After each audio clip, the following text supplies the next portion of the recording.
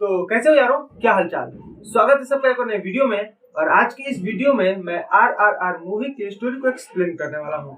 So without any further delay let's get started. तो movie की starting होती है और स्टार्टिंग में हम देखते हैं कि ब्रिटिशर्स एक गांव में गए हुए हैं और वहां से एक बच्ची को वो लोग उठा करके लेकर आ जाते हैं। और जब उसकी माँ उसको रोकने की कोशिश करती है और उन लोगों को मना करती है कि नहीं, इसको नहीं ले जाओ, तो वह लोग उसकी माँ को भी मार देते हैं।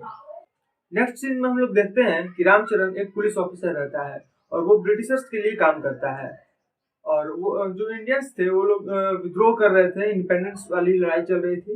वो लोग उन लोगों के अगेंस्ट नारेबाजी वगैरह कर रहे थे। और उसी में से एक आदमी जो रहता है वो एक पत्थर को उठा करके फेंकता है, जो एक ब्रिटिश ऑफिसर के फोटो के ऊपर जाकर के लगता है। जो सीनियर ब्रिटिश ऑफिसर था उन लोगों के, उसके फोटो पर जाकर लगता है। इसके बाद जो ऑफिसर रहता है वो बोलता है कि उस आदमी को पकड़ कर ले आओ। लेकिन वहां पर जितने भी पुलिस ऑफिसर्स थे कोई भी वहां से नहीं हिलता है। लेकिन रामचरण बिना कुछ भी सोचे समझे एकदम उस भीड़ में कूद पड़ता है जहाँ पे सैकड़ों हजारों लोग थे। और वहां से किसी तरह से बहुत ही मुश्किल से उस आदमी को पकड़ कर लेकर आ जाता है। नेक्स्ट सीन में हम लोग देखते हैं कि एक जमींदार रहता है और वो उस ब्रिटिश ऑफिसर के पास जाता है और बोलता है कि तुम लोगों ने जो उस बच्ची को उठाकर ले आया है उसको छोड़ दो, क्योंकि वो जो लड़की है वो गोंड कम्युनिटी से बिलोंग करती है। और उन लोगों का एक रक्षक होता है जो उस बच्ची को बचाने के लिए किसी भी हद तक जा सकता है। लेकिन वो ब्रिटिश ऑफिसर जो रहता है वो उसकी बात को नहीं मानता है। वो बोलता है कि नहीं, एक बार जब मैंने डिसीजन ले लिया है तो मतलब उसको चेंज वगैरह करने के लिए वो रेडी नहीं होता है।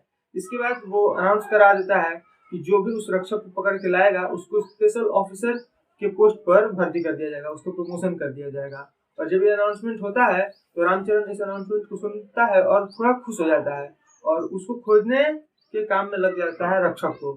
और वो रक्षक जो है एक्चुअल में एनटीआर रहता है। और एनटीआर के को एंट्री सीन में ही दिखाया जाता है कि वो जंगल में है और शेर को पकड़ रहा है। वो अपने दो दोस्तों के साथ मिल करके एक शेर को पकड़ता है। राम एक कॉमन मैन बन करके उस जगह पर जाता है जहाँ पर जो फ्रीडम फाइटर्स थे वो लोग ब्रिटिशर्स से फाइट करने के लिए प्लानिंग कर रहे थे। और वो वहीं पर एनटीआर के एक फ्रेंड से मिलता है और उसको बोलता है कि वो एनटीआर की हेल्प करने के लिए रेडी है। और उसके बाद वो उसको एनटीआर के पास ले जाने लगता है। लेकिन रास्ते में उसको पता चल जाता है कि राम एक पुलिस ऑफिसर है। और उसके बाद वो वहां से कैसे भी बहुत ही मुश्किल से भाग जाता है। फिर वहीं पर थोड़ी दूर आगे दिखाया जाता है कि एक पुल रहता है और पुल से एक ट्रेन जा रही थी और उसमें किसी तरह से आग लग जाता है। और उस पुल के नीचे एक बच्चा रहता है। तो उस बच्चे को बचाने के लिए एनटीआर और रामचरण पहली बार एक साथ काम करते हैं और उन दोनों दोनों मिल करके उस बच्चे को बचाते हैं। और वहीं से उन दोनों की दोस्ती वगैरह हो जाती है। लेकिन रामचरण ने बताया नहीं था एनटीआर को कि वो एक पुलिस ऑफिसर है। और ना ही रामचरण को पता था कि एनटीआर वही रक्षक है जिसको इतने टाइम से खोज रहा है। और इन दोनों एक दूसरे के साथ काफी अच्छी दोस्ती हो जाती है। इसके बाद हम लोगों को पता चलता है कि राम जो है वो एक सीता नाम की लड़की से प्यार करता है। और फिर हमें दिखाया जाता है कि जो एनटीआर है वो जेनी नाम की एक ब्रिटिशर लड़की को लाइक करता है।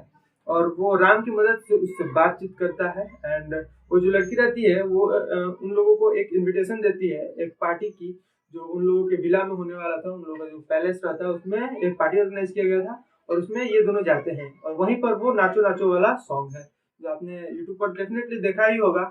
इसके बाद राम एनटीआर के उस फ्रेंड को पकड़ लेता है जिसको वो एक बार पहले मिला हुआ था और उससे उस रक्षक के बारे में पूछने लगता है। लेकिन वो उसको कुछ भी नहीं बताता है। वो उसको बांध करके एक कमरे में रखा हुआ था और वहां पर एक सांप आता है और वो उस सांप को पकड़ लेता है। और जैसे ही राम उसके पास आता है वो उसके ऊपर उस सांप को फेंक देता है और वो सांप राम को काट लेता है। इसके बाद वो बोलता है कि 1 घंटे में तुम्हारी डेथ हो जाएगी। फिर राम उस आदमी को छोड़ देता है। और थोड़ी देर बाद एनटीआर उसी रास्ते से जा रहा था तो उसको देखता है और उसको बचाने की कोशिश करता है। उसका पूरा जहर वगैरह निकालता है, उसको जड़ी बूटी वगैरह जो रहता है सो देता है और वहां से चला जाता है। उसको बताता भी है कि वो यहाँ पर किस लिए आया था, उसका मकसद क्या है और सब कुछ अपने बारे में बता देता है उस टाइम पर। और बोलता है कि शायद अब हम लोग दोबारा मिले या ना मिले, लेकिन आज मैं ऐसा ऐसा करने वाला हूँ और ये मेरा प्लान है। इसके बाद एनटीआर उस हवेली पर अटैक करता है।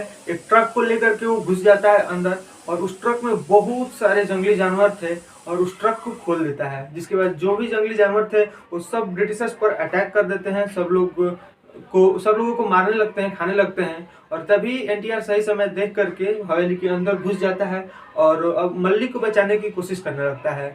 लेकिन उसी टाइम पर राम वहां पर आ जाता है और राम एक पुलिस ऑफिसर के पूरे ड्रेस में, गेटअप में आया हुआ था। तो एनटीआर उसको ऐसे इस भेष में देख करके बिल्कुल शॉक हो जाता है।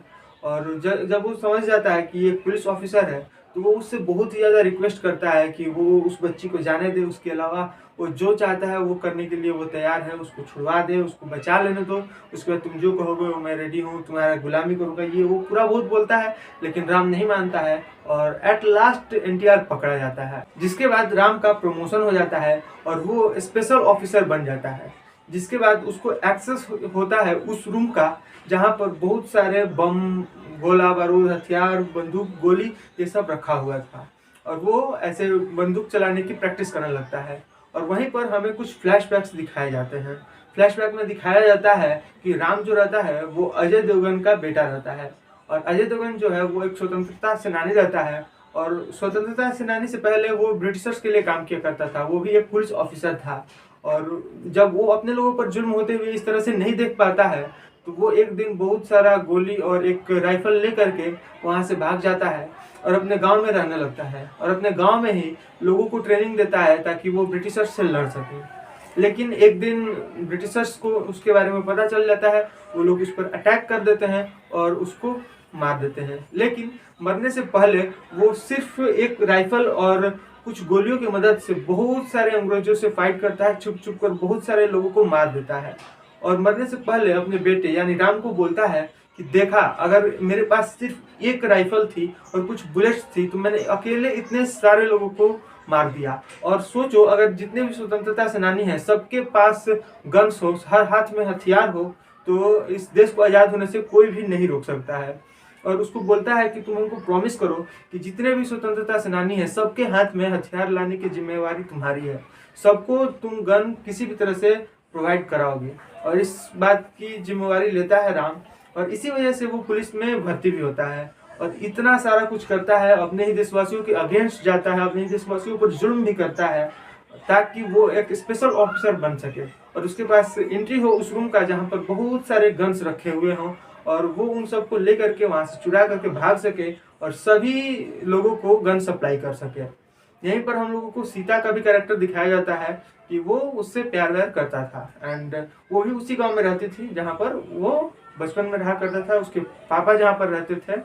लेकिन इन सब के बाद भी राम को सेटिस्फैक्शन नहीं मिल पा रहा था। राम को बहुत ही ज़्यादा गिल्टी टाइप का फील हो रहा था कि उसने अपने दोस्त के साथ धोखा किया है, गलत किया है, उसको ऐसा नहीं करना चाहिए था। इसके बाद वो डिसाइड करता है कि अब चाहे जो भी हो, हथियार हमको आज मिले या आज से कुछ साल बाद मिले, लेकिन अभी मैं अपने फ्रेंड को बचाऊंगा। और वो अपने दोस्त को, एनटीआर को बचाने का डिसीजन लेता है। इसके बाद वो प्लान बनाता है और जो अपने सीनियर ऑफिसर रहता है उससे बात करता है और बोलता है कि ये जो रक्षक है ये हम लोगों से बिल्कुल भी डरता नहीं है, तो इसके अंदर डर पैदा करना जरूरी है और इसको हम लोग यहाँ पर नहीं मारेंगे, इसको जमुना के किनारे ले जा करके सबके सामने मारेंगे। और ऐसा ही कुछ प्लान बनाया जाता है। लेकिन जब एनटीआर को ले जा रहे होते हैं तो किसी तरह से वो उसको एक ब्लेड दे देता है, जिससे वो अपना हाथ खोल लेता है और फांसी देने से जस्ट थोड़ा देर पहले सब लोगों को मारने लगता है और वहां से भागने लगता है।